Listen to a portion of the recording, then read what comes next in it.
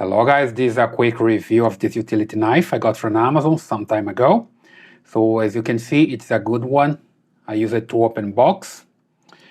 Here you can see there's these spaces where you can put your fingers, just like this. So it has a good grip, and you can just use your finger to extend the blade like this, and can also retract it. So it's pretty easy to use.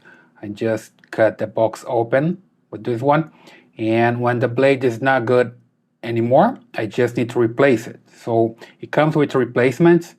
You just need to press this button here, hold it, and carefully remove the blade like this. So you can, for example, change to the other side and use the other side. Put it back, just like this. Okay, and you're good to go. Or you can replace with a new one. So it's pretty good. It's pretty easy to use and never gets stuck. Every time that I need to retract or extend, it works pretty fine. And it's safe because when I retract it, there's no way here to hurt yourself, okay? So it's pretty safe, pretty good, okay?